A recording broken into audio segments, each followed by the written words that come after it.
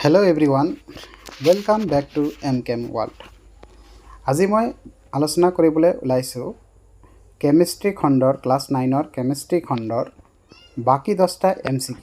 মই তোমালোকক কৈছিলোঁ যে মই 30টা টপ 30 MCQ কেমিষ্ট্ৰি খণ্ডৰ বাবে ক্লাছ 9ৰ বাবে যিবোৰ হাফিলি এক্সামৰ কাৰণে খুবেই দৰকাৰী সেইবোৰ আলোচনা কৰিম। তাৰ ভিতৰত মই 10টাকে দুটা খণ্ডত 20টা কোৱেশ্চন ডিসকাস কৰিছোঁ। এতিয়া আমি বাকি যি 10টা আছে সেই 10টা কোৱেশ্চন আজি মই আলোচনা কৰিবলৈ ওলাইছোঁ। তো আহক তেনেহলে আমি চাওঁ। আমাৰ প্ৰথম কোৱেশ্চনটো হ'ল যে বায়ু এবিধ ড্যাশ। তো বায়ু এবিধ ড্যাশৰ জায়গাত হ'ব আমাৰ কি সমসত্ব মিশ্ৰণ। এতিয়া কথা হ'ল বায়ু এবিধ সমসত্ব মিশ্ৰণ কেনেকৈ হ'ল বা সমসত্ব কথাটোৰ অৰ্থ কি। তো সমসত্ব শব্দটো আমি তেতিয়াই ব্যৱহাৰ কৰোঁ যেতিয়া আমি দুটা বা ততোধিক পদাৰ্থ একেলগে মিশ্ৰণ কৰোঁ। তেতিয়া কি হয়, যদি এই মিশ্ৰণটোত সকলো মিশ্ৰিত পদাৰ্থৰ পৰিমাণ সকলো অংশতে মিশ্ৰণটোৰ সমানভাৱে থাকে তেনেহ'লে তাক আমি কি বুলি কওঁ, সমসত্ব মিশ্ৰণ বুলি কওঁ। আমাৰ বায়ু সাধাৰণতে তিনিটা গেছৰ দ্বাৰা গঠিত। এটা হ'ল আমাৰ কি নাইট্ৰজেন, ঠিক আছে, তাৰপিছত আমাৰ আৰ্গন আৰু তাৰপিছত হ'ল আমাৰ কি অক্সিজেন। বেলেগ বেলেগ গেছো থাকে আমাৰ বায়ুত, কিন্তু এই তিনিটা গেছক আমি মুখ্য হিচাপে গণ্য কৰোঁ যে বায়ুত কি গেছ থাকে। এটা হ'ল আমাৰ নাইট্ৰজেন গেছ, এটা হ'ল আমাৰ আৰ্গন গেছ আৰু এটা হ'ল আমাৰ অক্সিজেন গেছ। তো আমি যদি ভালকৈ দেখোঁ এই বায়ুত আমাৰ 78.1% থাকে আমাৰ কি নাইট্ৰজেন গেছ থাকে, ঠিক আছে, আৰু 0.9% থাকে আমাৰ কি 0.9% থাকে আমাৰ কি আৰ্গন গেছ। আৰু যে বাকীখিনি যে আছে আমাৰ সেই বাকীখিনি থাকে আমাৰ অক্সিজেন গেছ। অৰ্থাৎ কিমান পাৰ্চেণ্ট অক্সিজেন গেছ থাকে বায়ুত থাকে আমাৰ 20.9% আমাৰ অক্সিজেন থাকে। 20.9% আমাৰ অক্সিজেন থাকে। এই তিনিটা বস্তু সাধাৰণতে আমি কি বায়ুত থকা দেখা পাওঁ। এতিয়া কথা হ'ল মই যদি কওঁ যে আমাৰ আগমনী অঞ্চলৰ বায়ুত নাইট্ৰজেন আছে 78.1%, আৰ্গন আছে 0.9% আৰু অক্সিজেন আছে 20.9%। এই একেটো কথাই যদি মই কওঁ যে আমাৰ কালডোৱা বজাৰত বায়ুটো সেই একে পৰিমাণৰ নাইট্ৰজেন আছে, একে পৰিমাণৰ আৰ্গন আছে আৰু একে পৰিমাণৰ অক্সিজেন আছে। অৰ্থাৎ ইয়াত কি হ'ল যে বায়ুত যে মিশ্ৰিত গেছ আছে সেই গেছবোৰৰ পৰিমাণ সকলো অংশতে সমান। আগমনীতো যিমান আছিলে আমাৰ কালডোৱাৰ বায়ুটো সিমানেই আছে। অৰ্থাৎ আমি এই কথাটোক এনেদৰে কওঁ যে যেতিয়া কোনো এটা মিশ্ৰণত থকা উপাদানবোৰৰ অনুপাত সকলো অংশতে সমান অনুপাতত থাকে তেতিয়া আমি তাক কি বুলি কওঁ, সমসত্ব মিশ্ৰণ বুলি কওঁ, ঠিক আছে। তো সেই হিচাপে আমাৰ বায়ু এবিধ হ'ল সমসত্ব মিশ্ৰণ, ঠিক আছে। আমাৰ নেক্সট কোৱেশ্চন হ'ল বায়ুত অক্সিজেন গেছৰ শতকৰা পৰিমাণ কিমান। এইটো তোমালোকে নিজেই পাৰিবা। মই অলপ আগতে ক'লোঁ যে বায়ুত থকা অক্সিজেন গেছৰ পৰিমাণ কিমান। অক্সিজেন গেছৰ পৰিমাণ হ'ল আমাৰ 20.9%। তো ইয়াততো 20.9% একো অপশ্যন নাই। তো 20.9 মানে আমি কি 21 ধৰিব পাৰোঁ। সেইকাৰণে আমাৰ অপশ্যন হ'ব কি চি হ'ব আমাৰ কাৰেক্ট অপশ্যন, যে বায়ুত থকা অক্সিজেন গেছৰ শতকৰা পৰিমাণ কিমান 21%। এই একেটা কোৱেশ্চন তোমালোকক এনেদৰেও সুধিব পাৰে যে বায়ুত থকা নাইট্ৰজেন গেছৰ শতকৰা পৰিমাণ কিমান। তো তোমালোকে ক'বা কিমান 78.1%, ঠিক আছে। আৰু ঠিক সেইদৰে তোমালোকক সুধিব পাৰে যে বায়ুত থকা আৰ্গন গেছৰ শতকৰা পৰিমাণ কিমান। তো তোমালোকে ক'বা 0.9%, ঠিক আছে। তো নেক্সট হ'ল আমাৰ যিটো 3 নম্বৰ কোৱেশ্চন, সেইটো হ'ল আমাৰ কি এলকহল আৰু আয়োডিনৰ দ্ৰব্যক কি বুলি কোৱা হয়। আয়োডিন মানে ইয়াত কৈছে আইটোৰ কথা কৈছে, এইটো গোটা অৱস্থাত পোৱা যায়, ঠিক আছে, এইটোক আমি আয়োডিন বুলি কওঁ। এই আয়োডিনটোক যদি আমি এটা এলকহলত মিক্স কৰোঁ, এলকহল আমাৰ যিকোনো হ'ব পাৰে, মিথানল হ'ব পাৰে, ইথানল হ'ব পাৰে, তেতিয়া এই দ্ৰব্যটোক আমি কি বুলি কওঁ।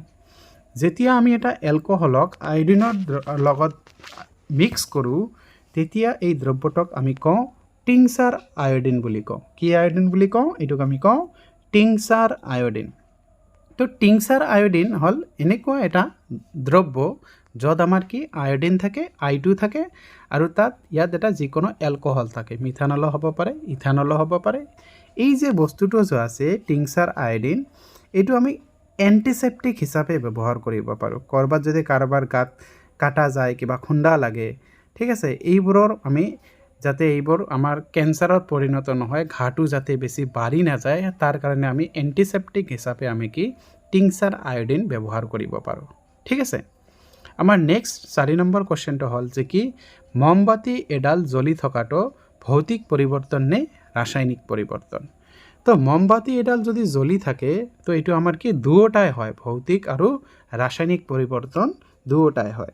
ৰাসায়নিক পৰিৱৰ্তন কেনেকৈ হ'ল যে মই তোমালোকক কৈছিলোঁ যে যেতিয়াই কোনো এটা বস্তু আমাৰ কি কৰা হয়, মই তোমালোকক কৈছিলোঁ যে যেতিয়াই কোনো এটা বস্তু কি কৰা হয় দহন কৰা হয়, যেতিয়া কোনো এটা বস্তু কি কৰা হয় দহন কৰা হয়, তেতিয়া আমি এইটো কি বুলি কওঁ, এইটোক আমি কওঁ ৰাসায়নিক পৰিৱৰ্তন। যিকোনো বস্তু যদি জ্বলায় তেতিয়া বা পুৰে, যেতিয়া বা দহন কৰে, সেই বস্তুটোক আমি সদায় কিহত ধৰিব লাগে, ৰাসায়নিক পৰিৱৰ্তনত ধৰিব লাগে। তো সেই হিচাপে মমবাতি এটা জ্বলালে আমি কি বুলি ক'ম, এইটো ৰাসায়নিক পৰিৱৰ্তন। ঠিক আছে। ঠিক সেইদৰে আমি যদি মমবাতি জ্বলাটোক ভৌতিক হিচাপেও ধৰিব পাৰোঁ, কিয়নো মমবাতি যেতিয়া এটা জ্বলোৱা হয় তেতিয়া কি হয়, এই মমবাতিৰ যিবিলাক পদাৰ্থ থাকে সেইবোৰ গলি গলি গলি গলি জুলীয়া অৱস্থা প্ৰাপ্ত হয়।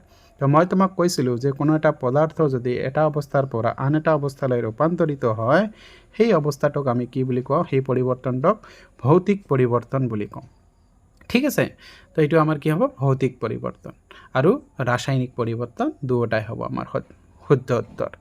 নেক্সট আমাৰ কুৱেশ্যন হ'ল 5 নম্বৰ কুৱেশ্যনটো কি দিছে যে তেজত থকা ঔষধীয় দ্ৰব্য পৃথকীকৰণত ব্যৱহাৰ কৰা হয় বৰ্ণলেখন, বাষ্পীভৱন, ঊৰ্ধ্বপাতন আৰু আংশিক পাতন। এই 4টা অপশ্যনৰ ভিতৰত কোনটো অপশ্যন হ'ব? ইয়াত তোমালোকে চোৱা, আংশিক পাতন হ'ব নোৱাৰে, কাৰণ আংশিক পাতন আমি উতলাংকৰ পাৰ্থক্যৰ ওপৰত ভিত্তি কৰি কোনো এটা পদাৰ্থক উতলাংকৰ পাৰ্থক্যৰ ওপৰত ভিত্তি কৰি আমি পৃথক কৰোঁ। ঠিক আছে। তো আমি যদি তেজক উতলাই পৃথক কৰিব যাওঁ, তেজত থকা সকলোবিলাক কণিকাই কি হৈ যাব, নষ্ট হৈ যাব। তো সেইটোতো আমাৰ সম্ভৱ নহয়। গম পাইছানে তোমালোকে? ইয়াত ঊৰ্ধ্বপাতনো হ'ব নোৱাৰে, কাৰণ তেজ ঊৰ্ধ্বপাতন কি আছিল যে গোটা বস্তু এটাৰ লাহে লাহে কি নাইকিয়া হৈ যায়, অৰ্থাৎ ডাইৰেক্ট গোটা বস্তু এটা জুলীয়াপ্ৰাপ্ত নোহোৱাকৈ গেছীয় হৈ যোৱাকে আমি ঊৰ্ধ্বপাতন বুলি কওঁ। তো ইয়াতো ঊৰ্ধ্বপাতনৰ কথা কোনো কথাই নাহে। ইয়াত বাষ্পীভৱনো নহ'ব, কাৰণ ইয়াতো আমি তাপ প্ৰয়োগ কৰিব লাগিব, যিটোৱে কি তেজটোক নষ্ট কৰি পেলাব। তো ইয়াত অপশ্যন এ হ'ব আমাৰ কাৰেক্ট অপশ্যন। ইয়াতো কি হ'ব, এইটো হ'ব আমাৰ বৰ্ণলেখন পদ্ধতি। বৰ্ণলেখন পদ্ধতি সাধাৰণতে কি হয় যে বিভিন্ন ৰঞ্জক পদাৰ্থ আমাৰ দ্ৰব্যত, আমাৰ তেজৰ দ্ৰব্যত বহুতো পদাৰ্থ থাকে। আমাৰ প্লেটিলেটছ থাকে, তাৰমানে WBC থাকে, বগা শ্বেত ৰক্তকণিকা, ৰঙা শ্বেত ৰক্তকণিকা, সেইবোৰ পৃথক কৰাৰ কাৰণে আমি কি পদ্ধতি ব্যৱহাৰ কৰোঁ, বৰ্ণলেখন পদ্ধতি ব্যৱহাৰ কৰোঁ। ঠিক আছে। আমাৰ নেক্সট 6 নম্বৰ কুৱেশ্যনটো হ'ল যে সংকৰ ধাতু হ'ল। সংকৰ ধাতু কি? সংকৰ ধাতু হ'ল যে দুটা বা ততোধিক ধাতুৰ যিটো মিশ্ৰণ, সেই মিশ্ৰণটোক আমি কি বুলি কওঁ, সংকৰ ধাতু বুলি কওঁ। কিন্তু এই মিশ্ৰণটো আমাৰ কি হ'ব লাগিব, সংকৰ ধাতু হ'ব লাগিব। ঠিক আছে। যে দুটা বা ততোধিক ধাতুৰ সমসত্ব মিশ্ৰণক আমি কি বুলি কওঁ, সংকৰ ধাতু বুলি কওঁ। ঠিক আছে। উদাহৰণস্বৰূপে তোমালোকে ভাবিব পাৰা, যদি আমি যে কপাৰ আৰু জিংক দুটা মিক্স কৰোঁ, এই কপাৰ আৰু জিংকৰ পৰিমাণ যদি মিশ্ৰণটোৰ সকলো অংশতে সমান অনুপাতত থাকে, তেতিয়া তাক আমি কি বুলি ক'ব পাৰিম যে এই মিশ্ৰণটো কি মিশ্ৰণ, আমাৰ সমসত্ব মিশ্ৰণ। ঠিক আছে। তো ইয়াত সংকৰ ধাতু কি? সংকৰ ধাতু হ'ল সমসত্ব মিশ্ৰণ। অপশ্যন বি আমাৰ কাৰেক্ট হ'ব। নেক্সট কুৱেশ্যন আছে যে পিতলৰ সংযুতি হ'ল। তো পিতল কি? পিতল এটা আমাৰ কি সংকৰ ধাতু, যে দুটা বা ততোধিক ধাতু মিক্স কৰি আমাৰ কি বনোৱা হয়, পিতল বনোৱা হয়। ঠিক আছে। তো পিতলত আমাৰ 30% জিংক ব্যৱহাৰ কৰা হয় আৰু 70% কি ব্যৱহাৰ কৰা হয়, কপাৰ ব্যৱহাৰ কৰা হয়। তো আমি যদি এটা মিশ্ৰণ বনাওঁ, সেই মিশ্ৰণটোত যদি আমাৰ জিংক 30% থাকে আৰু কপাৰ যদি আমাৰ 70% থাকে, তেতিয়া এই মিশ্ৰণটো আৰু যদি সমসত্ব হয়, তেতিয়া তাক আমি কি বুলি কওঁ, পিতল বুলি কওঁ। ঠিক আছে। নেক্সট কুৱেশ্যন আমাৰ কি যে গাখীৰ তলৰ কোন প্ৰকাৰৰ কলয়দীয় দ্ৰব্য? ঠিক আছে। কলয়দীয় দ্ৰব্যৰ আমাৰ বিভিন্ন ভাগ আছে। কলয়দীয় দ্ৰব্যত কি হয় যে আমি কিবা এটা পদাৰ্থ বেলেগ এটা পদাৰ্থত যদি আমাৰ ভাহি থাকে, ছাপ'জ মই যদি তোমালোকক কওঁ যে গাখীৰত কি থাকে, আমাৰ পানী থাকে। সেই পানীত আমাৰ কি প্ৰ'টিন, লিপিড, কাৰ্বহাইড্ৰেট, চৰ্বি, এই সকলোবিলাক বস্তু কি থাকে, গাখীৰত ভাহি থাকে। তো এই বস্তুটোক, এই ধৰণৰ বস্তুবিলাকক আমি কি বুলি কওঁ, কলয়ড বুলি কওঁ। তো সেই কলয়ডৰ আৰু কি ভাগ আছে, যে যিটো বস্তুত উপংগী আছে কোনো এটা পদাৰ্থ সেইটোক আমি ক'বলৈ বিস্তাৰণ মাধ্যম বুলি কওঁ আৰু যোনে উপংগী থাকে তাক আমি কওঁ বিস্তাৰিত প্ৰাৱস্থা অৰ্থাৎ আমাৰ বিস্তাৰণ মাধ্যম আৰু বিস্তাৰিত প্ৰাৱস্থাৰ ওপৰত ভিত্তি কৰি আমি কলয়ডবোৰক বিভিন্ন শ্ৰেণীত ভাগ কৰোঁ তাৰ ভিতৰত আমাৰ এৰচল হ'ব পাৰে চল হ'ব পাৰে ফেন হ'ব পাৰে ঠিক আছে তো অৱদ্ৰব্য কি অৱদ্ৰব্য হ'ল এবিধ কলয়ড য'ত আমাৰ কি বিস্তাৰিত প্ৰাৱস্থা আৰু বিস্তাৰণ মাধ্যম দুয়োটাই আমাৰ কি অৱস্থাত থাকে জলীয় অৱস্থাত থাকে তেতিয়া আমি তাক কি বুলি কওঁ অৱদ্ৰব্য বুলি কওঁ ঠিক আছে তো গাখীৰ এবিধ কি গাখীৰ হ'ল এবিধ অৱদ্ৰব্য নেক্সট কোৱেশ্চন হ'ল আমাৰ 9 নম্বৰ কোৱেশ্চন কি আছে যে পানীৰ পৰা এচিটন পৃথকীকৰণত ব্যৱহাৰ কৰা পদ্ধতিটো কোৱা হয় পাতন পদ্ধতি আংশিক পাতন পদ্ধতি অপকেন্দ্ৰিক পদ্ধতি নে বৰ্ণলেখন পদ্ধতি ঠিক আছে ইয়াত বৰ্ণলেখন হ'ব নোৱাৰে আনসাৰ কাৰণ মই তোমালোক কৈছিলোঁ যে বৰ্ণলেখন সদায় ৰঞ্জক পদাৰ্থ ৰঙীন পদাৰ্থ পৃথককৰণত ব্যৱহাৰ কৰা হয়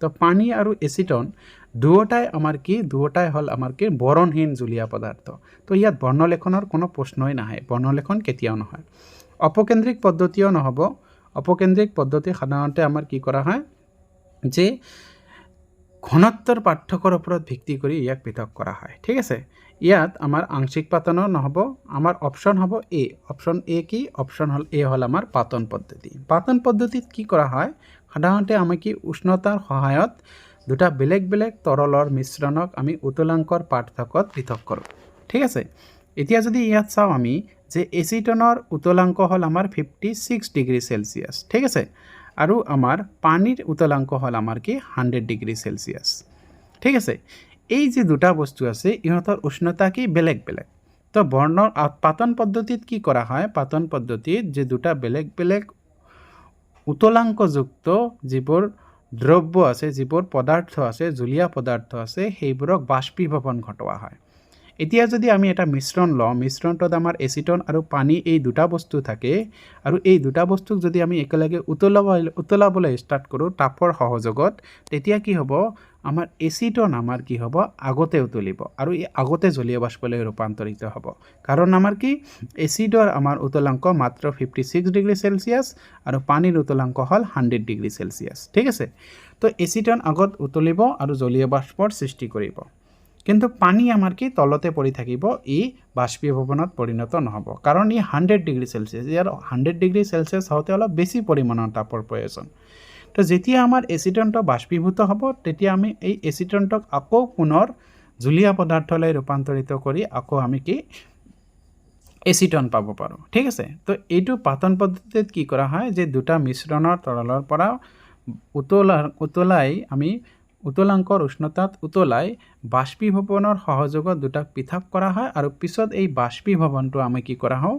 চেঁচা কৰি বা ঘনীভূত কৰি আমি আকৌ সেই মিশ্ৰণটো আহৰণ কৰোঁ এই পদ্ধতিটোক আমি কি বুলি কওঁ পাতন বুলি কওঁ ঠিক আছে নেক্সট আমাৰ 10 নম্বৰ কোৱেশ্চনটো হ'ল তলত দিয়াবোৰৰ কোনটো মৌল নহয় ঠিক আছে ইয়াত আমাৰ কোৱা সোডিয়াম তোমালোকে চাবা যে মৌল কাক কয় যে যিবোৰ পদাৰ্থক আমি বিশ্লেষণ কৰিলে কেৱল একে ধৰণৰ পৰমাণু পাম তাক আমি কি বুলি কওঁ মৌল বুলি কওঁ যেনে আমাৰ কি সোডিয়াম অকল ইয়াত সোডিয়াম আছে তো সোডিয়াম এটা আমাৰ কি মৌল হ'ব ঠিক আছে আমাক কৈছে মৌল নহয় তো সোডিয়াম মৌল হয় তো এইটো আনসাৰ হ'ব নোৱাৰে সিলভাৰো মৌল হয় কাৰণ সিলভাৰ অকলে থাকে এজি সিলভাৰৰ সংকেত এইটোও হ'ব নোৱাৰে আনসাৰ ইয়াত কৈছে নহয় সেইকাৰণে কৈছোঁ সিলিকনৰ আনসাৰ হ'ব নোৱাৰে কিন্তু কেলছিয়াম কাৰ্বনেটৰ সংকেত হ'ল আমাৰ কি CaCO3 ইয়াত যদি আমি ভালকৈ চাওঁ ইয়াত বেলেগ বেলেগ পৰমাণু আছে কেলছিয়াম আছে কাৰ্বন আছে আৰু অক্সিজেন আছে তো বেলেগ বেলেগ পৰমাণুৱে লগ লাগি যেতিয়া নতুন এটা কিবা সৃষ্টি কৰে তেতিয়া তাক আমি কি বুলি কওঁ যৌগ বুলি কওঁ সেইটো মৌল হ'ব নোৱাৰে তো তলত দিয়াবোৰৰ কোনটো মৌল নহয় বুলি ক'লে আমি কোনটো আনসাৰ ক'ম কেলছিয়াম কাৰ্বনেট বুলি ক'ম ঠিক আছে তো আশা কৰোঁ তোমালোকে ভিডিঅ'টো বুজি পাইছা যদি কিবা ডাউট থাকে কমেণ্ট সেকশ্যনত সুধিব পাৰা মই আনসাৰ দিবলৈ চেষ্টা কৰিম তো মই যেটো প্ৰমিস কৰিছিলোঁ তোমালোকক যে টপ 30 MCQ কেমিষ্ট্ৰি ক্লাছ 9ৰ মই ডিসকাস কৰিম হেতু মোৰ কমপ্লিট হৈ গ'ল নেক্সট আমি হাফ ইয়াৰলি এক্সামৰ কাৰণে যিবিলাক ফিজিক্সৰ যিবিলাক পাৰ্ট আছে সেই ফিজিক্সৰ মই টপ 30 MCQ ডিসকাস কৰিম তো তাৰ আগতে তোমালোকে হেইবিলাক ভিডিও যেতিয়া আহিব চাবা তাৰ আগতে তোমালোকে এই 30টা ভিডিও 30টা কোশ্চেন MCQ কমপ্লিট কৰিবা তিনটা ভিডিও মাত্ৰ 10 মিনিট 12 মিনিট কলে চালে আধা ঘণ্টা চালে তোমাৰ 30টা কোশ্চেন হৈ যাব আৰু মই তোমালোকক কৈছো ইয়াৰ পৰা কমসে কম পৰীক্ষাত তোমালোকৰ 10 এটা কুৱেশ্যন কমন আহিবই আহিব ঠিক আছে তো আজিলৈকে এইখিনিতে থেংক ইউ সকলোকে যদি ভিডিঅ'টো ভাল লাগে তোমালোকে লাইক আৰু শ্বেয়াৰ কৰি দিবলৈ নাপাহৰিবা থেংক ইউ